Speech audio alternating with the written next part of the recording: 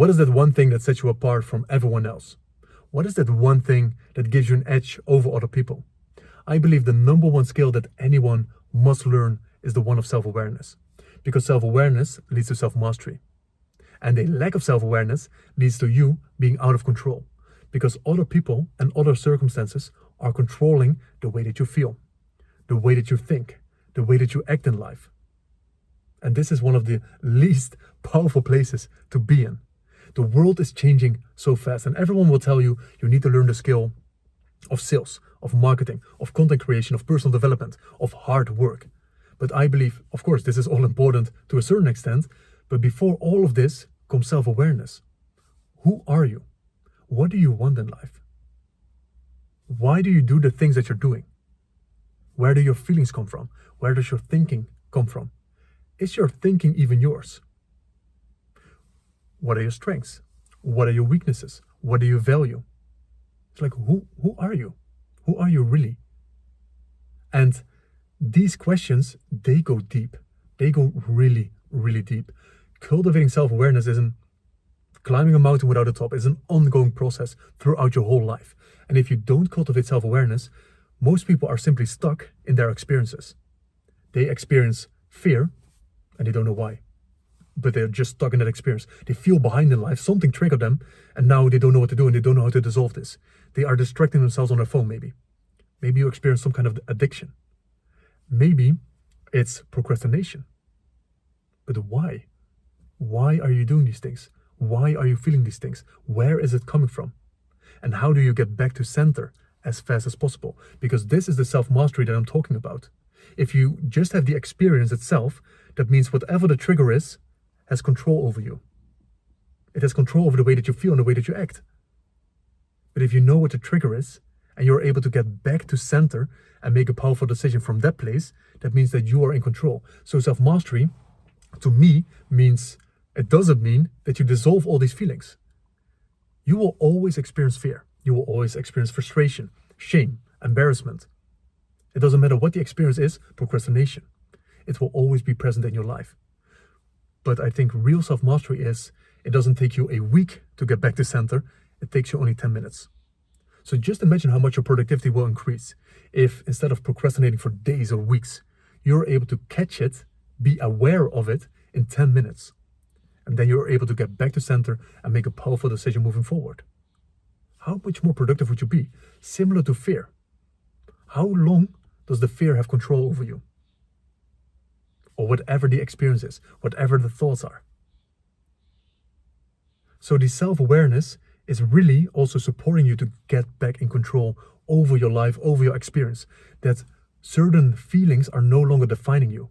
That you no longer define yourself as an I am my thinking, I am my feelings. You're able to separate the two and make a powerful decision anyway. This self-mastery part, for example, shows up strongly when it comes to fear.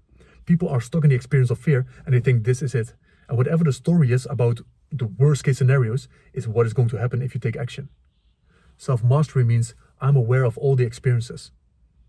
I can understand on an intellectual level, but also on a deeper level, that all of this is a lie. I can see the lie in all of this. And I'm able to get back to center and walk with the fear anyway. I'm able to choose courage over fear. That's self-mastery. And if you're able to do that once, that experience translates to different experiences. The more you practice to move with the fear, the more competent you become of moving with the fear, of moving past the fear. The more comfortable you become in uncomfortable situations. So the more pressure you can handle, the more powerful you'll also become. So you can see how this whole self-mastery topic works, similar to procrastination. If you are procrastinating for a week or it's 10 minutes instead of a week, like that's a huge difference. Just imagine how productive you would be.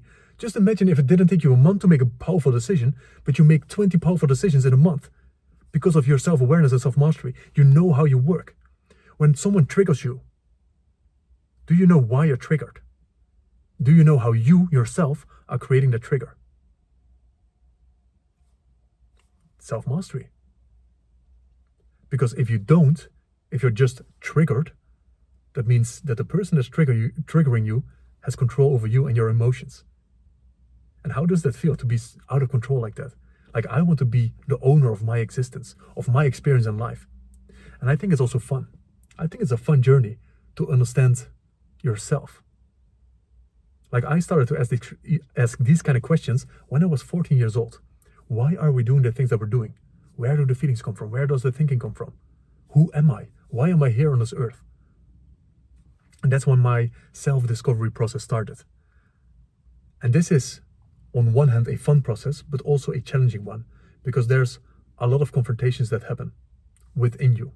Because you can see, and you start to see how many lies you're telling yourself.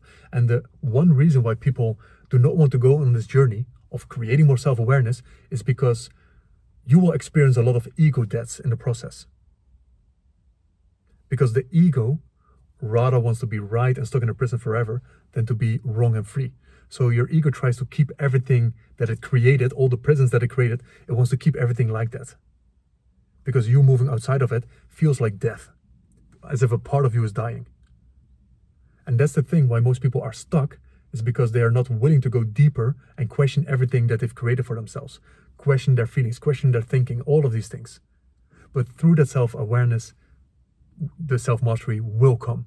And that's the thing that will make you a powerful individual, because nothing can control you anymore. Doesn't matter the pressure that you're in, doesn't matter the chaos that you're in, doesn't matter how much the world is changing.